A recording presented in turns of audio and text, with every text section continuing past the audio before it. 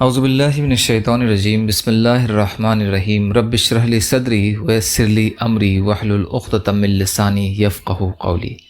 بکھرے موتی دوسرا حصہ۔ اپنا پروگرام اسلامی سال اور اسلامی تاریخ کے مطابق بنائیے۔ کل کی حدیث کا باقی حصہ۔ سال کے مہینے کی شروعات میں بھی اکابر صحابہ کی الگ الگ رائیں سامنے آئیں کہ سال کے مہینے کی شروعات کس مہینے سے کی جائے۔ چنانچہ اس سلسلے میں اکابر صحابہ کی طرف سے 4 قسم کی رائے سامنے آئیں۔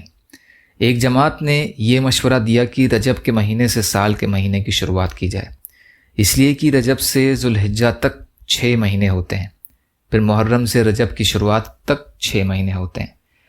دوسری جماعت نے مشورہ دیا کہ رمضان کے مہینے سے سال کے مہینے کی شروعات کی جائے، اس لیے کہ رمضان سب سے افضل ترین مہینہ ہے جس میں پورا قرآن کریم نازل ہوا۔ تیسری جماعت نے یہ مشورہ دیا کہ محرم کے مہینے سے سال کے مہینے کی شروعات کی جائے، اس لیے کہ ماہ محرم میں حجاج کرام حج کے لیے واپس آتے ہیں۔ چوتھی جماعت نے یہ مشورہ دیا کہ ربیع الاول سے سال کے مہینے کی شروعات کی جائے، اس لیے کہ اسی مہینے میں حضور صلی اللہ علیہ وسلم نے ہجرت فرمائی کہ شروع ربیع الاول میں مکہ مکرمہ سے سفر شروع فرمایا اور 8 ربیع الاول کو مدینہ منورہ پہنچ گئے۔ تو حضرت عمر رضی اللہ عنہ نے سب کی رائے نہایت احترام کے ساتھ سنی، پھر آخر میں یہ فیصلہ دیا کہ محرم کے مہینے سے سال کے مہینے کی شروعات ہونی چاہیے۔ اس کی 2 خوبیاں سامنے آئیں۔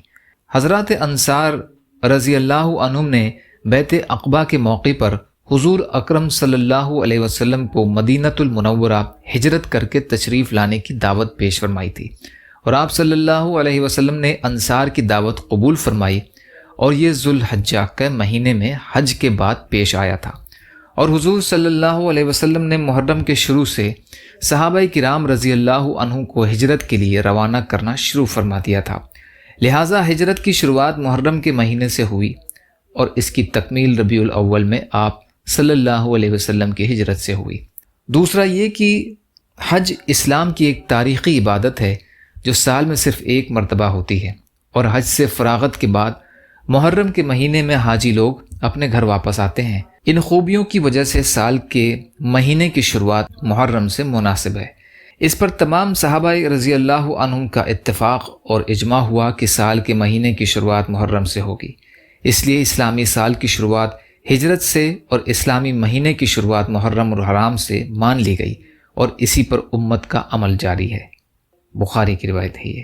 نوٹ: ہمارے پروگرام میں ہماری شادی بیاہ کی تاریخیں، سفر کی تاریخیں، کاروبار شروع کرنے کی تاریخیں اور معاملات اور معاشرات میں جو بھی پروگرام طے ہوا اس پر عمل اسلامی سال اور اسلامی تاریخوں کے مطابق ہونا چاہیے، اس لیے کہ اسلامی سال اور اسلامی مہینے کے مطابق پروگرام بنانے سے پروگرام میں روحانیت اور نورانیت آئے گی۔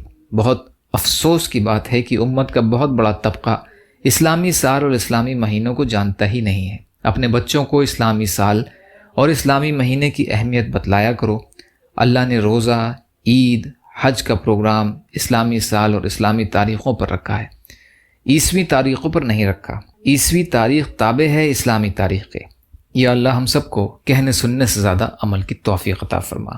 یا اللہ صبر کرنے والا، شکر کرنے والا اور اچھی طرح عبادت کرنے والا بنا۔ یا اللہ مظلوم فلسطینیوں کی، کشمیریوں کی، روہنگیا مسلمانوں کی اور مسلمان جہاں بھی پریشان حال ہیں، ظالموں کے ظلم کا شکار ہیں، آپ ان کی بھرپور مدد فرمائیے۔ ہم سب کو اپنی استطاعت کے بقدر اپنا حق ادا کرنے والا بنائیے۔ یا اللہ آپ قادر مطلق ہیں، آپ کے لیے ہر چیز کرنا آسان ہے، ہمارے لیے آسانیاں پیدا فرما دیجیے۔ یا اللہ عزت اور عافیت کی زندگی عطا فرمائیے، حلال میں سے دے دیجیے، حرام سے بچائیے، اپنے غیر سے بے نیاز کر دیجیے۔ یا اللہ آپ جو بھی فیصلہ ہمارے لیے فرمائیں اس کا انجام ہم سب کے لیے بہتر فرما دیجیے۔ یا اللہ جو مانگا وہ بھی عطا کر دیجیے، جو مانگنے سے رہ گئے وہ بھی عطا فرمائیے۔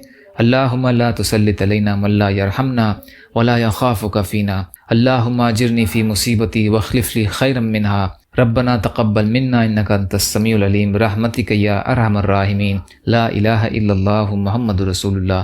السلام علیکم ورحمۃ اللہ وبرکاتہ۔